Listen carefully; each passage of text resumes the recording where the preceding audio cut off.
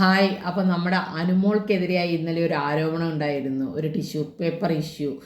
അപ്പോൾ പി ആറിൻ്റെ നമ്പർ കൊടുത്തു എന്നുള്ള ഈ 24x7 ഹോട്ട്സ്റ്റാർ ലൈവ് കണ്ടവർക്കും ഏഷ്യനെറ്റിൻ്റെ 1 അവർ എപ്പിസോഡ് കണ്ടവരും മനസ്സിലാക്കേണ്ടത്, ഏഷ്യനെറ്റുകാരത് മുക്കി.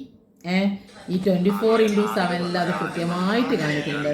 എല്ലാവരും ഒന്നത് കണ്ടു എന്നിട്ട് പറയാം ബാക്കി കാര്യങ്ങൾ. അപ്പോൾ കണ്ടല്ലോ എല്ലാവരും. അപ്പോൾ ഈ നൂറ എന്ന കള്ളത്തി തന്നെ കാട്ടുകള്ളത്തി, നുണച്ചി ആദില, പിന്നെ ഈ പറഞ്ഞ അനുമോളെ വിളിച്ചിട്ടുണ്ടായിരുന്നു നുണച്ചി. അപ്പോൾ ഈ ആദിലേനെയും നൂറയെയും കാട്ടു നുണച്ചികൾ എന്നും പറയാം, നുണച്ചി കള്ളത്തികൾ.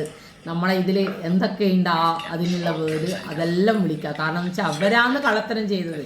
അവൾ നൈസായിട്ട് ആ ടിഷ്യൂ പേപ്പർ കൊണ്ടുപോയി ഒളിപ്പിക്കുന്ന കണ്ടില്ലേ. അപ്പോൾ ഇവളല്ലേ പറഞ്ഞ് നിങ്ങൾ രണ്ടാളും തമ്മിലുള്ള സംഭാഷണത്തിൽ ഞാൻ എങ്ങനെയാണ് ഇൻവോൾവ് ആവുകയെന്ന്. അപ്പോൾ ഇവൾക്ക് അറിയാതെ എല്ലാം നടന്ന്, ഇവളുടെ ബേബി ഇവളുടെ അടുത്ത് ഒന്നും പറഞ്ഞില്ല. അത്രയുണ്ട്. കാരണം ഇത് ബിഗ് ബോസ് തന്നെ ഇതിൽ കാണിച്ചല്ലോ, നമുക്ക് 24x7 ലൈവിൽ കാണിച്ചല്ലോ. ഇല്ലെങ്കിൽ നമ്മളല്ലേ അനുമോളയല്ലേ കുറ്റക്കാരിയാക്കുക. അവൾ എത്രത്തോളം കരഞ്ഞ് എത്ര പ്രാവശ്യം പറയും, ഞാൻ കൊടുത്തിട്ടുണ്ട് എൻ്റെ നമ്പറാന്ന്, പക്ഷേ വേറെ കാര്യങ്ങളൊന്നും ഞാൻ പറഞ്ഞിട്ടുമില്ല, ഞാൻ പ്രവർത്തിച്ചിട്ടുമില്ല. പക്ഷെ ആരും അത് വിശ്വസിക്കാനുള്ള ഒരു ഇത് കാണിച്ചില്ല. പക്ഷേ ബിഗ് ബോസ് തന്നെ നമുക്കത് കാണിച്ചു തന്നു. പക്ഷേ ഏഷ്യനെറ്റുകാർ അത് മുക്കി എന്ന് പറയാം. ഏഷ്യനെറ്റുകാർ കള്ളപ്പന്നികൾ അത് മുക്കി. ഈ ആരാ ഇതാക്കാൻ വേണ്ടിയിട്ട് അത് മുക്കിയെന്ന് അറിയില്ല. ഈ നൂറ ആദില രണ്ടും പഠിച്ച കള്ളത്തികളാണ്. കാരണം എന്ന് വെച്ച് കഴിഞ്ഞാൽ ഇത്രയും കാലം നല്ലൊരു കോംബോ ആയിട്ട് നിന്ന് തള്ളിപ്പറയേണ്ട ഒരു അവസ്ഥ വന്നപ്പോൾ തള്ളിപ്പറഞ്ഞ്. പക്ഷേ അനുമോൾ അവരെ ഒന്നും ഇതുവരെ ഒരു തള്ളിപ്പറയേണ്ട ഒരു അവസ്ഥയിലൊരു ആ ഒരു ഫ്രണ്ട്ഷിപ്പിൻ്റെ ഇതിൽ എവിടെയും വിട്ടുകൊടുത്തിട്ടില്ല. പക്ഷേങ്കിൽ ആദില നൂറ അവരുടെ സ്വഭാവം കാണിച്ചു.